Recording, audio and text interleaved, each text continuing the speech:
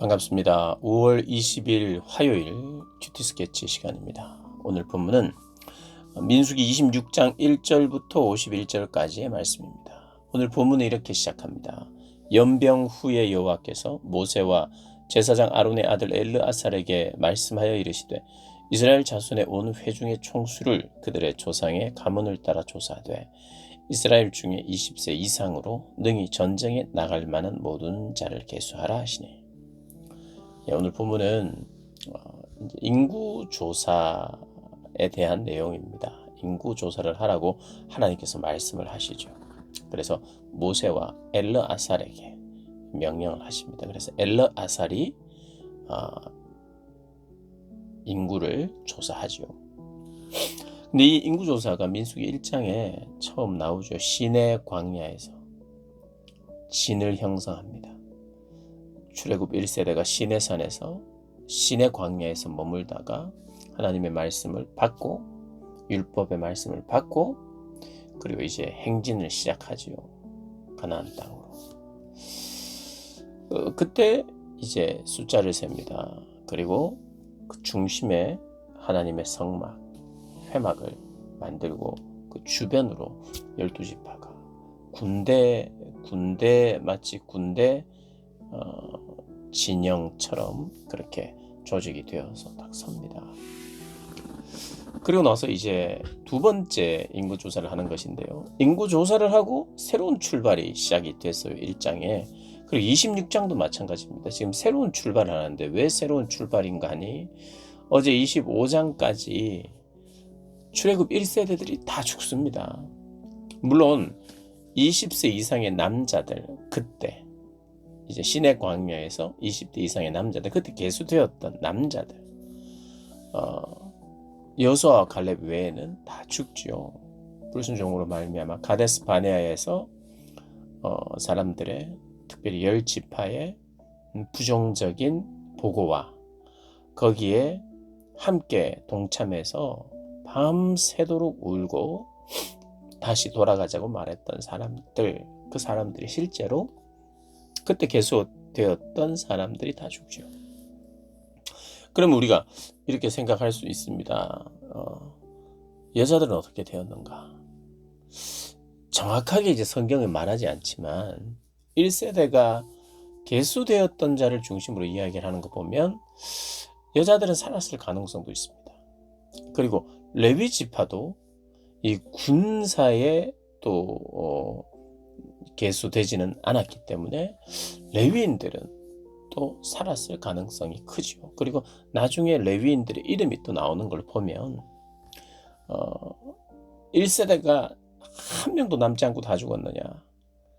이제 실제로 여호수아와 갈렙 외에는 한 사람도 남아있지 않다고 이야기를 하는데 그것이 바로 남자들을 이야기하는 거라고 생각하죠. 근데 이제 성경의 강조점은 여자가 몇 명 살았는지 완전히 다 죽어야 한다. 한 명도 남김없이 여자든 레위인이든 다 죽어야 한다든지 그걸 강조하진 않아요.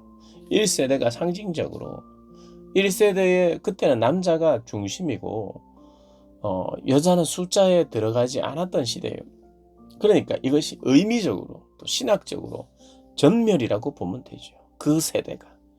그러니까 여호수아와 갈렙은 이제 가나안 땅에 들어갈 때는 80세요, 85세입니다. 80세에서 85세 사이예요. 그리고 그 다음 남자들, 군인들은 60세 이하입니다. 그러니까 60에서 80 사이에 남자 군인이 없어요. 물론 그때 그 나이에 전쟁을 안 나가는 게 더 낫다 이렇게 생각을 할 수 있지만 어쨌든 노장 장군 2명이 20살 차이가 나는 병사들을 데리고 비교적 젊은 군사들을 데리고 이제 정복전쟁에 나서는 거예요. 그런데 그렇게 나서기 전에 한 번 더 이제 출애굽 2세대로 무장되어서 이제 가나안으로 들어가리라 하고 이 숫자를 세고 정비하고 또 어떻게 지파별로 땅을 나눌 것인지 우리는 이 땅을 나눌 것이다. 땅을 분배할 것이다 라는 그런 이제 이야기를 하면서 이제는 여호수아를 필두로 가나안 땅에 들어가는 것을 준비합니다. 그러니까 새로운 전환점이죠. 그런 의미에서 숫자를 세고 있어요. 근데 이제 몇 가지 중요한 사항을 여기 이제 적고 있는데요. 11절에 보면 고라의 아들들은 죽지 않았다. 고라는 고라당 한번 반역을 일으켰잖아요. 그리고 고라와 아비람을 중심으로 한 그 반역한 사람들, 그 반역한 자들의 자녀들도 가족들도 다 죽었어요. 땅이 갈라져서 그 장막을 다 집어삼켰기 때문에. 그런데 고앗은 죽었는데 고앗의 아들들은 살았어요. 나중에 우리가 이제 이 고앗의 아들들은 이제 고앗 자손인데 이들은 찬양을 담당해요, 나중에. 근데 고라의 아들들이 죽지 않고 살아남았기 때문에 고라의 후손들이 있는 겁니다. 하나님께서 섭리적으로 고라의 자손들을 자녀들에게 은혜를 베풀었어요. 그래서 성경으로 우리가 모든 것을 알 수는 없으나 하나님이 그들에게 은혜를 베푼 것은 사실이고, 그 사람들의 자녀들까지 다 죽었지만 고라의 자손만큼은 살려두신 이유가 하나님의 은혜인데, 아마도 우리가 추정하는 것은 이 아이들은 뭔가 달라야 하지 않겠어요? 그래서 아마 비록 아버지이지만 아버지의 그런 신앙 행동이나 그런 것에 대해서 아버지 편에 서지 않고 그래도 신앙적인 판단을 했던 것으로 우리가 추측할 수 있죠. 근데 어쨌든 고라의 아들들은 죽지 않았다는 건 사실이에요. 그 이유를 정확히 설명하지는 않지만 하나님이 그냥 어쩔 수 없이 얘네들은 나중에 찬양을 시켜야 되니까 이렇게 한 건 아닐 거예요. 뭔가는 하나님 보시기에 어떤 회개하고 돌이키고 그 편에 서지 않는 어떤 결단이 있었기 때문이라고 우리가 생각할 수 있죠. 그래서 이 기록을 11절에 남겨놓고 있습니다. 그리고 이제 숫자를 지파별로 쫙 다 셉니다. 그래서 이 숫자를 보면요, 처음에 12지파의 숫자와 지금 40년이 지난 숫자가요, 전체를 보면 비슷해요. 전체를 보면 몇 명이냐면 1차 인구조사 때는 60만 3,550명이 이제 나왔습니다. 1차에, 그러니까 민수기 1장에. 그런데 민수기 26장에는 60만 1,730명이에요. 그러니까 거의 비슷해요. 조금 줄었어요. 한 2,000명 안 되게, 한 1,800명 정도가 줄었네요. 근데 여전히 유지되고 있어요. 60만이라는 숫자가. 그렇게 이 숫자를 보면 결국에는 하나님이 이 언약의 백성들을 보호하고 계시고 그들의 숫자만큼 가나안 땅에 들어가게 하신다는 것을 볼 수 있고요. 근데 지파별로 막 한 10%, 20% 줄어든 지파가 있고 30% 줄어든 지파가 있고 막 60% 정도 더 늘어난 지파가 있어요. 그러니까 인구가 더 많아졌다는 것은 긍정적인 사인이에요. 하나님 앞에 바른 행동을 하고 순종하는.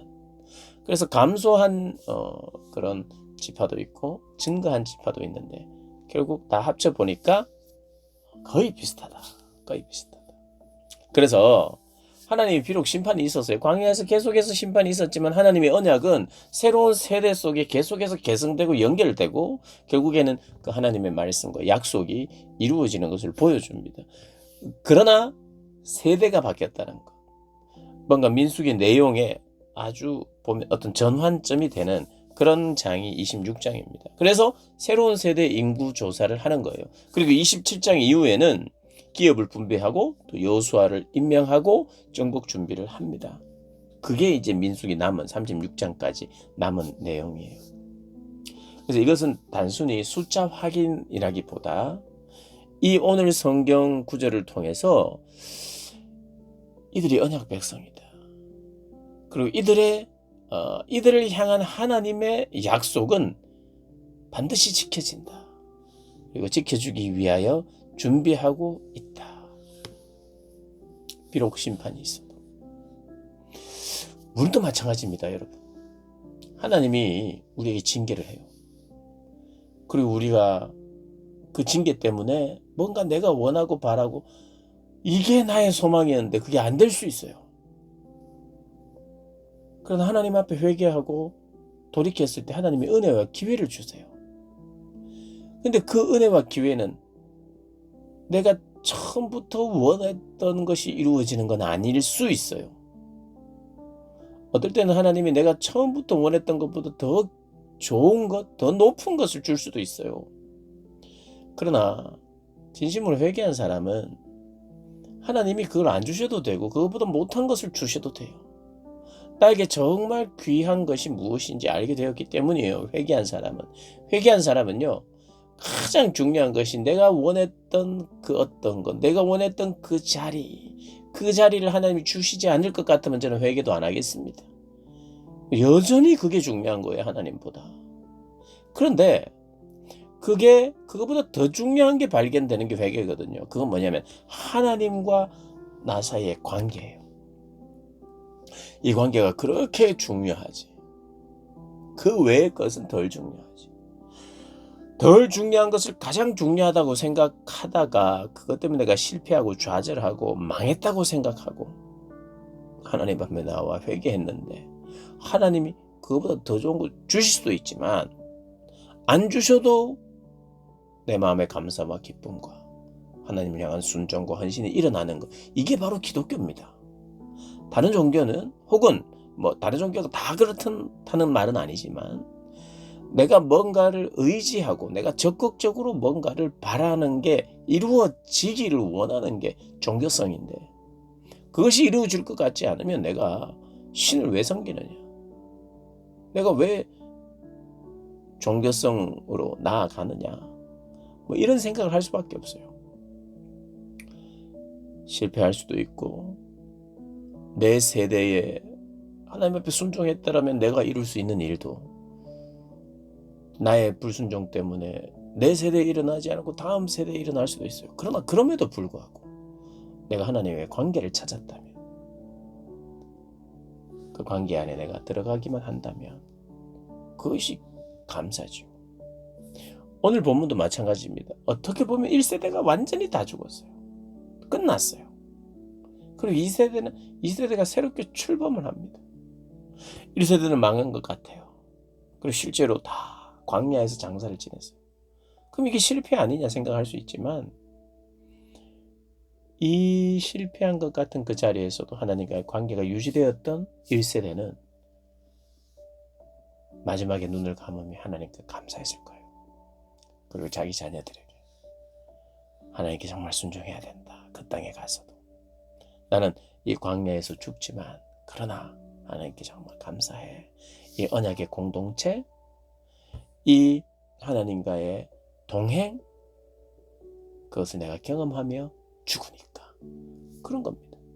하나님은 그럼에도 불구하고 그 다음 세에 이어가면서 그 다음 세대와 그 다음 세대들에게 이어가면서 하나님의 약속을 지키고 있는 것을 보게 됩니다. 긴 본문입니다. 사람들의 이름이 계속 나와요.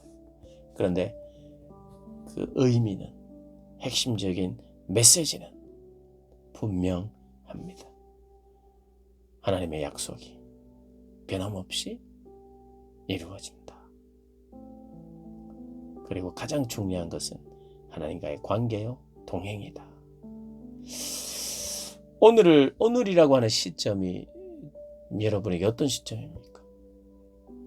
그 시점에서 하나님과의 관계가 바르다면 그것이 가장 큰 복인 줄 믿으시기를 주님의 이름으로 축복합니다.